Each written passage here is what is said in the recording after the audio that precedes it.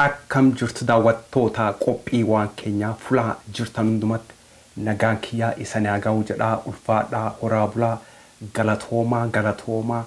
yeroo keessan fudhattanii qophii waan keenyaa waan daawwattaniif ammas dabale galatoomaa sanin jedhaa ulfaadhaa horaa bulaa har'a qophii waan keenyaa irraati kaasoo deemu waan obbo Jawaar Mohammed waan isa raasoo deema obbo Jawaar Mohammed activist turera durani from activist malta obbo Jawaar Keenyaa dictator jijjiirameedha jijjiirami agamma injurura Oromia media network olaatani nothing jijjiirami umaatu injiru hagamma kuno maltaan hogga tokko taaniidha hagamma wama jijjiirami injiru one Oromia media network irraati laachise one Jawaar Mohammed yes irraati Saudema akka daawwattan immoo shakkiin qabuudha daawwachuu deemtanii isana feredha maare wajjinaa turu yeroo baay'ee sin fudhadhu picture Jawaarii kan daawwadhaati maare saniin booda walagarra galatoomaa ulfaadhaa thank you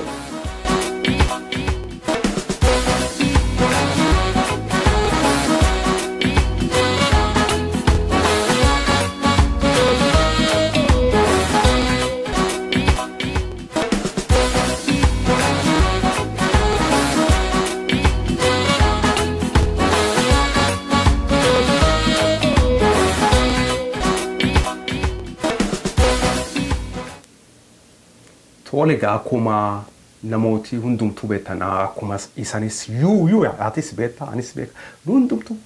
you her me everybody hundumtu akuma benu obbo Jawaar Mohammed durani activist ture namati sagaleta voice for our voices activist akasi tureda Garo jijjiirame obbo Jawaar Mohammed amma from activist he changed from being Oromo activist to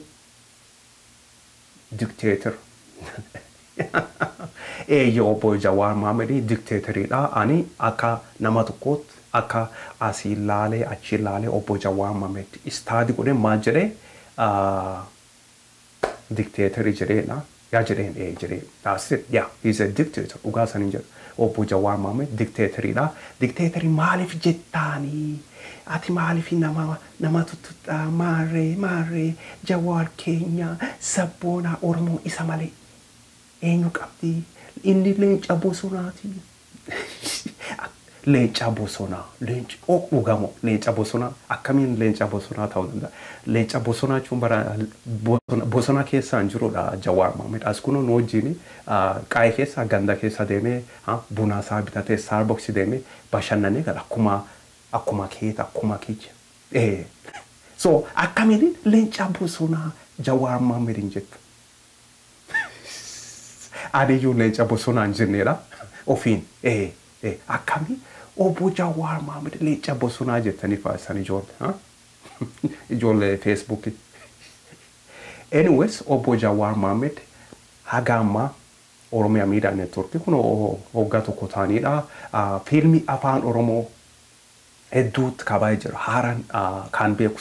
so far sadi basis isaa argeedha promotion YouTube irraa argeedha tokko mucaan tokko ka qophii producerin ka qopheesse Norway kataa'uudha I think toko Chicago nama jiruudha lami Oromoo filmi afaan Oromoo Chicago ka jiru namichi tokko qopheessedha filminis haara qopheessedha beeksisaa YouTube irra jira namooti tokko shamarran tokko I think Seattle jirti maqaa nama dhaawun feruudha filmi afaan Oromoo at least hagan beekut sadi haaraan jira filmi kun hundumtu Oromia media network irratti darbuutin jiran Airtime in kennam yeroo filmi qophii filmitu yeroo filmitu Airtime Oromia media network in jiru annaatiin gara maal rakkoon Oromia media network akkani beekut kajarame buusi ummata Oromoo buusee walitti kenne akkasiin kajaaram still akkasiin akkuma beektan akkuma duraan jedhe obbo Jawaar Mohammed harka isaa jira. Obbo Jawaar Mohammed is in charge of OMN. Yes, it's like board member jira, founder jira, mare or these are jaran. Maalif wal sumna. Maalif hagayomi wal sumna.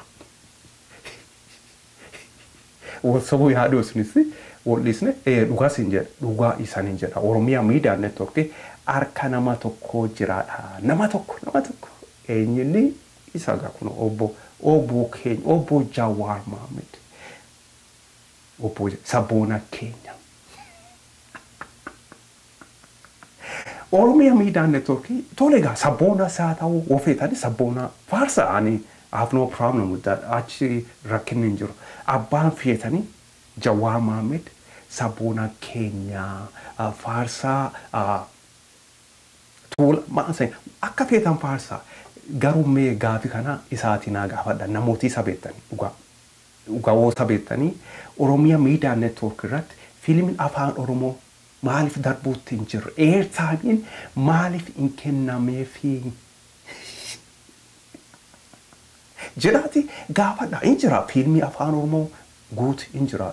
music video hin jira qophii amantiilee hin jiru Oromia Media Network kun hundumtuu hin jiru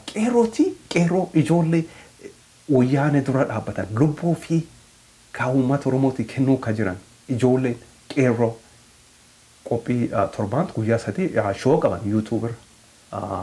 guyyaa lama afaan Oromoo guyyaa tokko afaan Amaariffaatiin qophii qaban qeerroo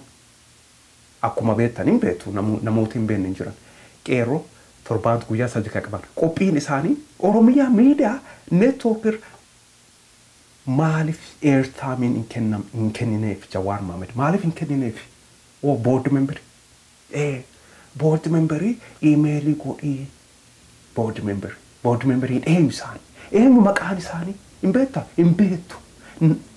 hin beektu email isaanii hin beektu maqaa isaanii hin beektu email Oromia Media achi goote Oromia Media Network goote email suni obbo Jawaar bira deemala san dhiisi yeroo kan keen gubin dhugaa san hin jedha obbo Jawaar Mohammed Dictator Jawaar Mohammed oda wachuu jiraatte ati maal taataa siin jedha gaafi kana akka gaariitti dhageeffadhu ati Oromia Media Network aadaa qophiin bashannanaa filmi entertainment music video filmin afaan Oromoo qophiin amantii ka kristaanaa ka muslimii ka waaqeffataa kun hundumtuu Oromia Media Network irraa woo darbee ati maal taata obboleessoo Jawaar Mohammed ati maal taata maal sirraa bada TV'n kun ka jaarame qabeenya uummata Oromooti Oromia Media Network TV ummataat buusi ummataatiin ka qilleensarraa jiru akkasii moti obboleessoo akkasii utaayre maaliif ati dura dhaabbatta qophii bashannanaa entertainment filmi afaan Oromoo qophii afaan Oromootiin ka kristaanaa amantii kristaanaa ka amantii muslimii ka amantii waaqeffataa filmin afaan Oromoo muuziqaan afaan Oromoo music video kun hundumtuu maalifi Oromia Media Network irratti in dabarree si gaafadha obboleessoo Jawaar Mohammed siidhaatti gaafatamaan ani beekasan sani gaafii hin qabudha waan feete abbaan fedhe board member yaa jedhu harka nama tokko jiraadha kanaafi jijjiirama nu feesisaa jira akka nama tokkotti akka ani ilaalutti ani ilaalee dhabeekee jiran allale asii ilaalee achi ilaalee miidiyaan kuni still arka obbo Jawaar Mohammed Dictator Jawaar Mohammed jiraadha Jawaar Mohammed Dictator dha injedini maali jetani worooti maachi wocitani maaltan bootani Jawaar Mohammed akkaan isa Dictator jedhee akka yaamuun feene Jawaar Mohammed has to demonstrate hojii isaatiin na agarsiisuu malee jechuudha na qofaa moti nama baay'eetti nama baay'eetti gaafii kun kana gaafachuuf namooti hundumtuu maaliifi yeroon Airtime qeerrooti hin kennineef Jawaar Mohammed Oromia Media Network qeerrooti yeroo Airtime maaliif hin kennineef Jawaar Mohammed maaliif hin kennineef Jawaar Mohammed daawwachuu takka jirtu shakkiin qabin daawwata Bilisummaa TV daawwat malee ooleen buluudha what daawwachuu jiraat Jawaar Mohammed you have to demonstrate that yes you are going to air afaan Oromoo movies music videos amantii qophii amantii kiristaanaa muslimii waaqeffataa walaloo Airtime for Qeeroo kan hundumaati qilleensira oolchuu Airtime kennuufi maltee sin jedha akka nama tokkootti akka sabboona Oromoo tokko as YouTube irraa akka jirutti please wadaawwachuu jiraatte kuni na qofaa mutiidha lakki na qofaa mutiidha ka gaafii kana qabu maal rakkoon kan kee Jawaar Mohammed rakkoon kee maali wo dictator in time male ati dictatorii nami akasin jedhu yoo hin feene obbo Jawaar Mohammed obbo Jawaar Mohammed Airtime kenniif qeerrooti yes Muslim amantii muslimiti Airtime kenniifi sin jedha amantii kiristaanaaf Airtime kenniifi sin jedha Jawaar Mohammed waaqeffata amantii Airtime kenniifi sin jedha music artist in Oromoo music video guutu hin jiran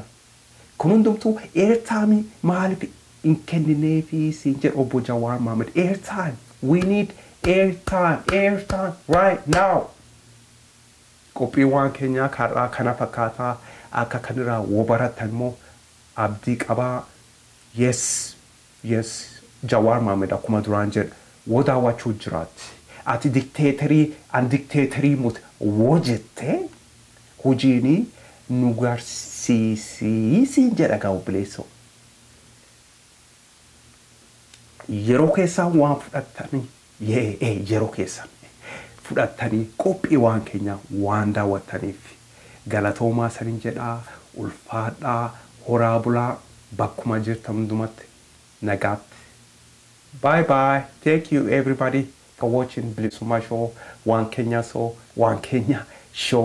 nagaatti sanin jedhaa goodbye bye everybody bye Jawaar Mohammed